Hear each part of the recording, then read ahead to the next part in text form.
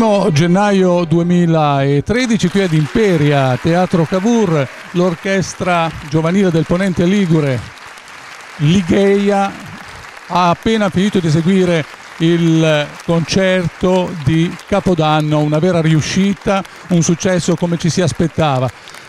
Abbiamo cercato il parere, l'opinione della gente comune, siamo andati a cercare proprio l'uomo qualunque e abbiamo incontrato un signore seduto in prima fila il cui viso non ci è del tutto nuovo, non capiamo bene per quale motivo, ma non ci è nuovo questo. Scusi, il suo nome per cortesia, il suo nome? Io mi chiamo Enrico mi chiamo. Enrico, ma è un Enrico che si è già visto sul video? Ma no, è perché mi assomiglio molto, ecco, assomiglio a quell'Enrico Beruschi che si vede, ma si vede ancora ogni tanto sul video. E allora? E allora, questo era più di 30 anni fa.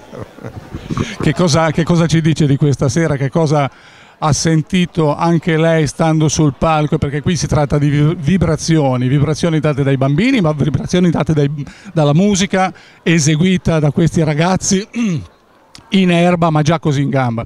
Veramente mi ha entusiasmato, io sapevo, perché adesso parleremo con quest'uomo alle spalle che sa tutto e ci eravamo incontrati, mi aveva raccontato, mi era piaciuta, ecco sono venuto, io naturalmente per giustificarmi col pubblico ho detto che sono venuto tanto per stare lontano da mia moglie, ma non è vero, veramente mi hanno commosso, è importante questi giovani che imparino in un tempo in cui molti genitori si dimenticano di dire delle cose e gli insegnanti ancora peggio. Sentito quando scherzo sui laureati che dopo la terza elementare gli danno la laurea. E invece è importante vedere e vivere, adesso l'evoluzione che non conoscete dalla televisione è la passione per la lirica e quindi partecipare con le orchestre, ma sentire la vibrazione dei ragazzi, la tensione giusta, l'importanza di imparare, di suonare, troppo bello, complimenti. Ecco, qui con noi abbiamo anche il presidente di questa stupenda, è il caso di dirlo, iniziativa, Stefano Sivieri, e con lui parliamo invece della carburante che serve bene o male a far funzionare questo tipo di motori. Ecco, abbiamo bisogno di aiuto. Sì, non ci riferiamo all'aiuto finanziario o solo all'aiuto finanziario, perché per fortuna noi riusciamo autofinanziandoci a sostenere tutte le spese che sono necessarie per portare questi ragazzi in giro a suonare. Noi abbiamo bisogno soprattutto di essere riconosciuti, di avere il sostegno delle amministrazioni che si stanno assolutamente disinteressando a questo progetto. Non lo dico così per partito preso, lo dico perché abbiamo delle esperienze assolutamente negative. Abbiamo suonato in location stupende, deserte, senza la presenza di nessuno, l'amministrazione non è mai riuscita a sostenere l'azione di questi ragazzi e pensare che noi stiamo facendo un lavoro che, voglio dire, in gran parte dovrebbe essere svolto da loro e abbiamo invece l'impressione di farlo contro l'amministrazione. Questo veramente è umiliante e assolutamente riprovevole, riteniamo che sia profondamente sbagliato, perché questi ragazzi non sono solo una grossa fetta della civiltà di oggi, ma sono soprattutto tutta la civiltà di domani. Questo loro, se non lo capiscono, non capiscono come gira il mondo. Io prima sul palco ho detto che il mondo finirà quando gli amministratori avranno dilapidato l'ultimo milligrammo di speranza e di passione che c'è negli zaini di questi ragazzi.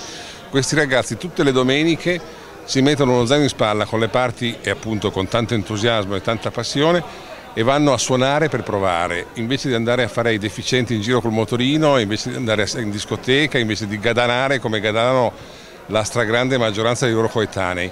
Su questi ragazzi è sbagliato non investire, questo è il mio pensiero, ma non credo che è talmente banale che insomma, non posso pensare che nessuno sia d'accordo. Eppure le amministrazioni pubbliche si dimostrano che non è così, ecco, insomma. Vanno un po' adagio. Vanno molto adagio, ed è un paradosso perché appunto I nostri ragazzi ci mettono tutto il loro impegno e si meriterebbero ben altro. Rivedremo Enrico Beruschi sulle scene tra non molto, tra molto? Ma per quest'anno è il primo anno che non faccio una compagnia di prosa, perché mi sto dedicando a queste novità della lirica e delle letture di Guareschi. Mi sembra di dare un piccolo contributo a un qualcosa di bello, e purtroppo la prosa, come molta parte del teatro, si fa fatica perché sono sempre le stesse cose, sempre le stesse cose. C'entra anche il periodo di crisi? Ma no, la crisi è perché poi si fa fatica ad andare a teatro, e andare a teatro, spendere dei soldi, nel momento che non ce n'è molti, per vedere una roba che hai già visto 10 volte, insomma, hanno anche ragione quelli che non prendono il biglietto. Appuntamento al prossimo appuntamento con l'orchestra Ligeia, orchestra giovanile del Ponente Ligure. Grazie a tutti.